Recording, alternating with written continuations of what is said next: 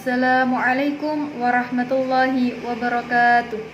Alhamdulillahirabbil alamin wa bihi nasta'in ala umurid dunya waddin wassalatu wassalamu ala asrafil anbiya'i wal mursalin sayyidina wa maulana Muhammadin wa ala alihi wa sahbihi ajma'in, amma ba'd. Pertama, yang sangat kami hormati dan kami banggakan yakni Ibu dosen pengampuh mata kuliah pengembangan media dan bahan ajar, yakni Ibu Dr. Haji Samsul Susilowati MPD. Baik, selanjutnya, sebelum diskusi hari ini kita mulai, perkenankan saya untuk memperkenalkan diri. Nama saya Wirdatul Istiqomah, berasal dari kelas PGMIB, jurusan Pendidikan Guru Madrasah Ibtidaiyah, Pasca Sarjana UIN Maulana Malik Ibrahim Malang. Baik, pada diskusi kali ini saya akan melanjutkan materi tentang ruang lingkup dan klasifikasi media pembelajaran. Kenapa materi ini dirasa sangat penting untuk dibahas? Karena jika kita melihat ke belakang, melihat kondisi saat ini, bahwasannya banyak sekali problematika permasalahan yang mana guru itu banyak yang bingung membedakan antara media pembelajaran, bahan ajar, sumber ajar, dan materi pembelajaran itu sendiri. Maka dari itu, di sini saya akan menjelaskan tentang ruang lingkup dan klasifikasi media pembelajaran itu sendiri. Pada diskusi kali ini, kita akan belajar tentang ruang lingkup media pembelajaran, klasifikasi media pembelajaran, manfaat media pembelajaran, karakteristik media pembelajaran, serta kriteria seorang guru dalam memilih media pembelajaran itu sendiri. Baik, yang pertama yakni tentang ruang lingkup media pembelajaran. Dalam ruang lingkup media pembelajaran itu tentunya ada beberapa hal yang harus kita perhatikan dan tentunya harus kita pahami sebagai calon seorang pendidik. Yang pertama yakni tentang definisi media pembelajaran itu sendiri. Tentunya kita harus benar-benar paham dan tuntas mengenai sebenarnya apa sih media pembelajaran itu. Nah, yang selanjutnya yakni tentang landasan penggunaan media pembelajaran. Jadi apa saja yang perlu diperhatikan sebelum kita mengaplikasikan atau menggunakan media pembelajaran itu sendiri. Dan yang terakhir yakni karakteristik media pembelajaran. Karena seyogyanya dalam setiap media pembelajaran itu tentunya ada fungsi masing-masing. Apabila fungsi tersebut tidak diperhatikan oleh seorang guru, maka nanti proses pembelajarannya tidak akan berjalan sesuai dengan apa yang ada dalam tujuan pembelajaran tersebut. Nah, yang pertama yang akan kita bahas yakni tentang definisi media pembelajaran itu sendiri. Jadi apa sih definisi media pembelajaran? Tentunya kita sangat familiar kan dengan kata media pembelajaran. Nah, di sini disebutkan bahwasannya media pembelajaran itu berasal dari bahasa Latin medium yang artinya perantara. Sedangkan dalam bahasa Arab, media berasal dari kata wasailah yang artinya pengantar pesan dari pengirim kepada penerima pesan.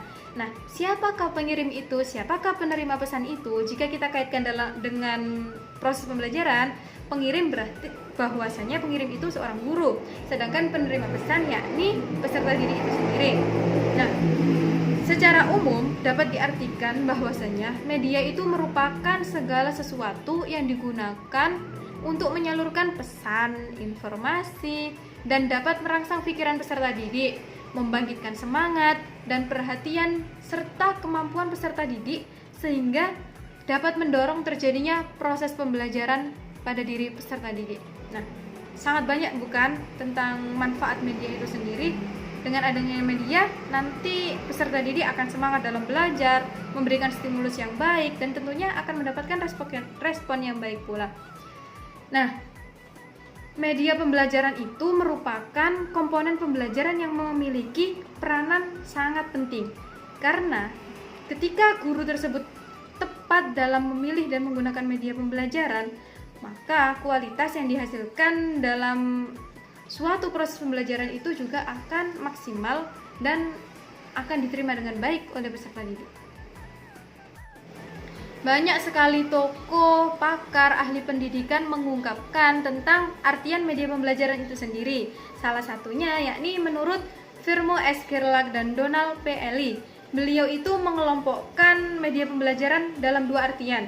Yang pertama yakni dalam artian sempit dan dalam artian luas. Ketika sebuah media pembelajaran diartikan dalam artian sempit, maka media itu berwujud seperti grafik, foto, alat mekanik, dan elektronik yang digunakan untuk menangkap, memproses, dan menyampaikan pesan atau menyampaikan suatu informasi kepada siapa? Kepada sang penerima informasi. Nah, sedangkan jika diartikan dalam artian luas, maka media itu diartikan sebagai kegiatan yang menciptakan suatu kondisi sehingga memungkinkan peserta didik dapat memperoleh pengetahuan atau keterampilan dan sikap yang baru untuk diaplikasikan dalam kehidupannya.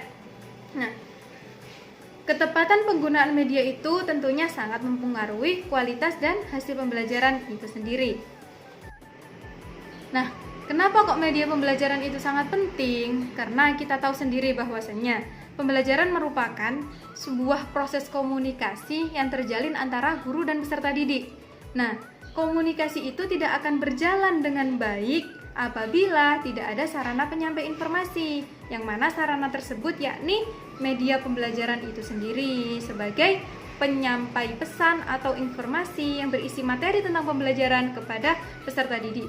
Sehingga suatu interaksi atau komunikasi antara guru dan peserta didik itu dapat berjalan dengan efektif dan hasil yang diperoleh juga akan maksimal.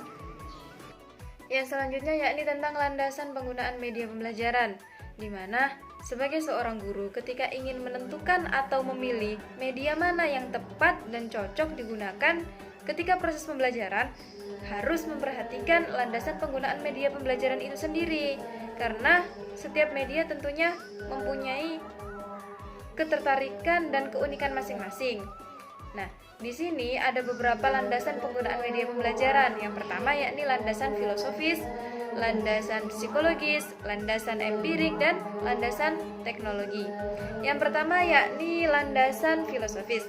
Ada suatu pandangan bahwa dengan digunakannya berbagai jenis media atau teknologi baru yang nantinya akan masuk ke dalam kelas, itu akan berakibat pada proses pembelajaran yang kurang manusiawi. Nah, para ahli terdahulu itu sangat takut ketika ada suatu media atau barang baru, teknologi baru masuk ke dalam kelas, itu nanti takutnya akan membawakan dampak buruk kepada peserta didik. Padahal hal tersebut tidak demikian. Yang kedua yakni landasan psikologis. Nah, dalam hal psikologis, anak itu akan lebih mudah mempelajari hal-hal yang bersifat konkret daripada yang bersifat abstrak. Tentunya, ketika seorang guru memilih media, itu harus disesuaikan karakteristiknya dengan kondisi perkembangan anak. Jangan sampai ketika anak itu masih kelas 1 atau anak usia kelas rendah, diberikan media pembelajaran yang dikhususkan untuk anak kelas tinggi. Nah, itu nanti penyampaiannya tidak akan maksimal dan tidak akan tersampaikan dengan baik kepada peserta didik. Jadi perlu diperhatikan tahapan atau proses perkembangan karakter peserta didik. Yang selanjutnya yakni karakteristik media pembelajaran.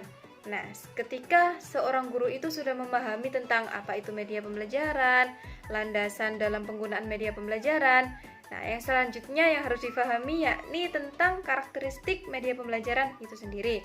Yang mana banyak sekali para pakar-pakar pendidikan yang mengungkapkan tentang karakteristik media pembelajaran. Nah, di sini menurut Gerlach dan Ely, terdapat 3 karakteristik utama yang dimiliki media pembelajaran. Yang pertama yakni karakter fiksatif.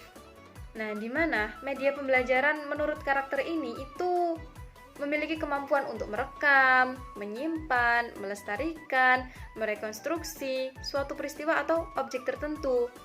Jadi ketika suatu peristiwa atau objek tersebut berada di jangkauan yang sulit dijangkau oleh siswa atau berada di luar negeri, itu akan bisa didatangkan atau ditampilkan dalam kelas dalam bentuk karakter fiksatif. Nah, yang selanjutnya yakni karakter manipulatif. Banyak peristiwa atau objek yang sulit diamati secara langsung, tetapi mudah diamati melalui media pembelajaran berupa video atau foto. Nah, peristiwa atau objek tersebut itu bahkan ada yang berlangsung berhari-hari, bertahun-tahun, itu bisa disajikan dalam waktu beberapa menit, tetapi dengan penjelasan sangat menyeluruh. Contohnya yakni, ketika peserta didik diajak untuk mengamati sebuah video yang mana video tersebut menjelaskan tentang pertumbuh kembangan seorang embrio di dalam perut seorang ibu, yang mana itu kan dalam jangka waktu 9 bulan. Tetapi ketika media tersebut termasuk dalam karakter manipulatif, itu akan menjadi tayangan hanya dalam waktu 10 atau sampai 15 menit saja. Yang selanjutnya yakni karakter distributif, di mana dalam penggunaan media pembelajaran itu kan dapat memungkinkan kejadian suatu objek yang tidak bisa dihadirkan dalam kelas atau tidak dapat dijangkau secara langsung, itu dapat dihadirkan ke dalam kelas. Nah, karakter distributif itu merupakan rekaman film dan foto pada era digital sekarang dan dapat didistribusikan tanpa terkendala ruang dan waktu. Kejadian yang sulit atau mungkin berada di daerah yang tidak mungkin dikunjungi oleh siswa itu bisa dihadirkan dalam kelas. Apalagi seperti saat ini, penyimpanan seperti flash disk dan lain-lain itu sangat memudahkan bahan-bahan pembelajaran itu didistribusikan, apalagi dengan adanya teknologi internet.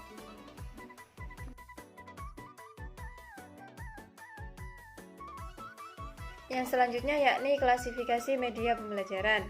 Media pembelajaran terus mengalami perkembangan baik dari tampilan atau berbagai jenis dan format dengan masing-masing kemampuannya sendiri. Dari sinilah kemudian timbul usaha-usaha untuk melakukan klasifikasi atau pengelompokan media pembelajaran sampai pada tahap pembuatan taksonomi media pembelajaran itu. Nah, usaha-usaha ke arah taksonomi media pembelajaran itu dilakukan oleh beberapa ahli, yakni salah satunya ada Rudy Bertsch, ada Gagne, Briggs, Edlin dan Allen, Edgardal, Arshad, Sills dan Glasgow. Yang pertama yakni klasifikasi menurut taksonomi Rudy Bertsch.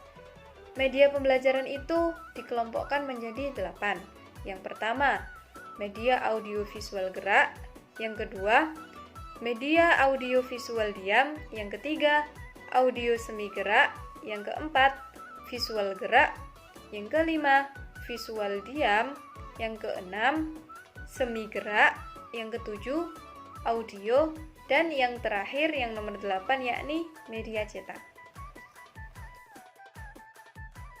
Yang selanjutnya yakni klasifikasi media pembelajaran.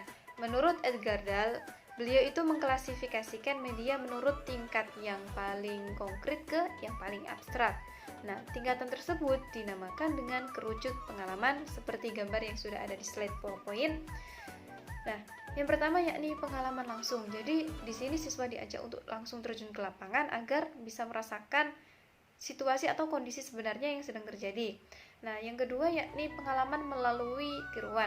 Seperti yang saya jelaskan di awal bahwasannya ketika ada suatu objek yang tidak bisa dihadirkan atau dibawa ke kelas, objek tersebut akan dimanipulatif atau dalam bentuk video atau bisa dikreasikan dengan yang lain. Yang penting informasi tersebut sampai ke dalam kelas. Nah, yang ketiga yakni melalui pengalaman dramatisasi atau seperti praktek drama, di mana nanti ada pembagian kelompok, peserta didik diajak untuk drama dengan yang sesuai dengan materi pembelajaran. Agar selalu diingat oleh peserta didik. Yang selanjutnya yakni melalui demonstrasi atau percontohan, seperti ketika praktek IPA. Nah, peserta didik kan langsung demonstrasi untuk praktek membawa benda itu sendiri, terus langsung praktek dan mengalami pengalaman langsung. Nah, yang selanjutnya yakni melalui dharma wisata. Jadi peserta didik diajak untuk mengetahui hal-hal tertentu dari pengalaman melalui karya wisata. Yang selanjutnya yakni pengalaman melalui pameran. Nah, dalam pengalaman melalui pameran, siswa itu memperlihatkan atau memamerkan kemampuan serta kemajuan mereka. Karena ketika seseorang diminta untuk membuat suatu kreasi dan kreasi tersebut ditampilkan, itu akan sangat berkesan pada diri peserta didik. Yang selanjutnya yakni melalui pengalaman televisi. Nah, dalam program televisi itu tentunya ada program pendidikan yang baik. Nah, karena minat peserta didik itu sangat banyak dalam bidang teknologi, tentunya hal ini sangat menarik jika suatu materi pembelajaran dikaitkan dengan informasi-informasi atau berita yang ditampilkan dalam televisi. Yang selanjutnya yakni melalui gambar hidup. Jadi, nanti peserta didik dapat memperoleh pengalaman itu melalui gambar hidup. Nah, yang selanjutnya yakni pengalaman melalui rekaman. Yang selanjutnya melalui lambang visual atau visualisasi. Yang selanjutnya yakni melalui lambang kata.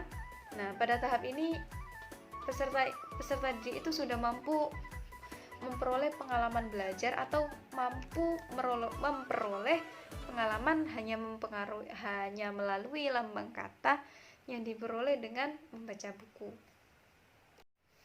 Yang selanjutnya yakni klasifikasi menurut Arsyad. Jadi ada 4 klasifikasi menurut beliau. Yang pertama yakni media hasil teknologi cetak. Yang kedua, media hasil teknologi audiovisual. Yang ketiga, hasil teknologi berbasis komputer. Dan yang keempat yakni hasil gabungan teknologi cetak dan teknologi komputer. Nah, hingga saat ini belum terdapat suatu kesepakatan tentang klasifikasi media pembelajaran, atau dengan kata lain belum ada taksonomi media pembelajaran yang berlaku untuk umum dan mencakup segala aspek, terutama untuk sesuatu sistem pembelajaran. Atau bisa dikatakan memang tidak akan pernah ada sesuatu sistem pengelompokan tentang media pembelajaran itu yang berlaku secara umum atau secara sah.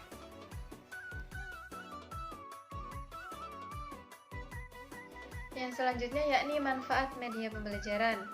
Nah, banyak sekali ahli-ahli pendidikan yang mengemukakan tentang manfaat media pembelajaran itu sendiri. Yang salah satunya yakni menurut Hamalik.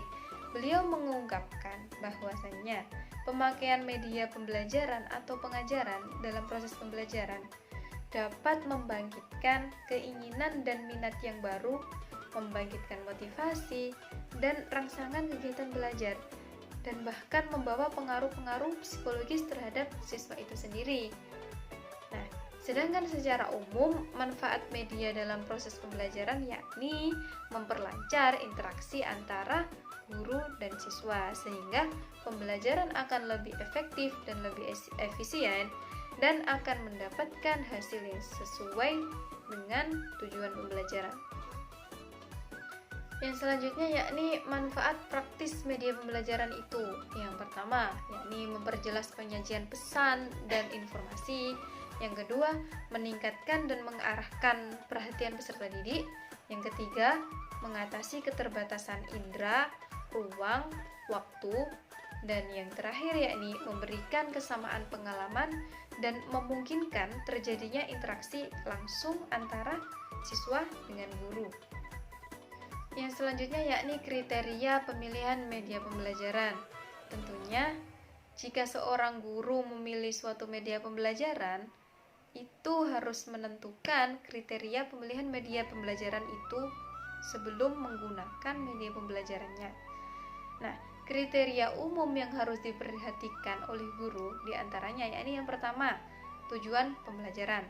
Nah, sebelum memilih suatu media, haruslah dipastikan bahwa media tersebut sesuai dengan tujuan pembelajaran yang akan dihasilkan dalam proses pembelajaran. Yang kedua, sesuai dengan materi. Hal tersebut sangat wajib dilakukan, karena jika tidak sesuai dengan materi, maka apa yang akan disampaikan oleh guru? Nah, yang ketiga yakni tentang karakteristik siswa. Seperti yang sudah dijelaskan tadi, karakteristik itu sangat menentukan hasil dari proses pembelajaran. Karena jika medianya tidak sesuai dengan karakteristik, maka otomatis penyampaian materi tersebut tidak akan tersampaikan kepada siswa karena tidak sesuai dengan karakteristik siswa. Yang selanjutnya yakni yang keempat tentang gaya belajar siswa. Nah, yang selanjutnya yakni tentang lingkungan dan ketersediaan fasilitas pendukung. Semisal ketika seorang guru itu ada di posisi sekolah yang masih dalam tahap berkembang, nah jangan sampai memilih media yang muluk-muluk, yang mana artinya nanti sekolah tersebut itu tidak bisa memenuhi media tersebut, jadi akan percuma. Nah, yang selanjutnya yakni kriteria pemilihan media pembelajaran menurut Arsyad.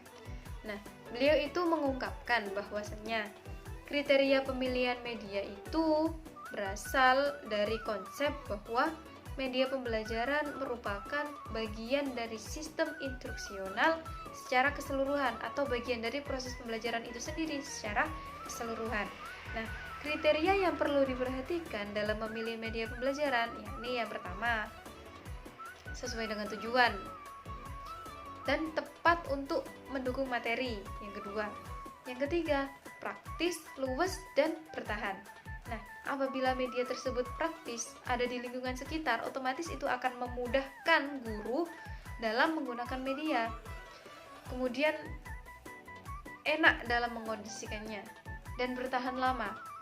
Jadi menghemat biaya nantinya. Nah, yang selanjutnya yakni guru mampu dan terampil menggunakan media. Jangan sampai ketika seorang guru memilih suatu media pembelajaran, ketika sudah dibawa ke dalam kelas, ternyata gurunya tidak bisa mengoperasikan media pembelajaran itu. Nah, itu akan sia-sia saja karena otomatis siswanya juga tidak akan menerima materi yang disampaikan oleh media itu. Nah, yang selanjutnya yakni pengelompokan sasaran. Jadi dilihat dulu sasarannya apa. Jadi pemilihan medianya tepat. Dan mutu teknis yang terakhir. Nah, dengan adanya kriteria-kriteria pemilihan media pembelajaran, sudah seharusnya bagi seorang guru sebelum melakukan pembelajaran memperhatikan kriteria pemilihan media pembelajaran agar nantinya media yang dipilih itu berkualitas dan sesuai dengan tujuan pembelajaran. Nah, siswa juga akan tertarik ketika ada suatu media pembelajaran yang sesuai dengan perkembangannya. Siswa juga akan tertarik, akan lebih fokus, dan yang paling penting siswa tersebut bisa menerima penyampaian materi yang diberikan oleh guru. Maka diperolehlah hasil yang maksimal. Nah, jika kita lihat dari segi ekonomis, pemilihan atau penggunaan media yang tepat guna itu kan tidak akan cepat habis. Nah, tentunya ini akan menguntungkan dari segi ekonomis atau akan menekan anggaran untuk pengadaan atau produksi media pembelajaran. Jadi tentunya sedikit membantu perekonomian, entah itu guru ataupun pihak sekolah. Baik, cukup sekian penyampaian materi dari saya pribadi. Apabila terdapat kekurangan, kesalahan, saya mohon maaf yang sebesar-besarnya. Apabila ada yang ingin didiskusikan atau ditanyakan, monggo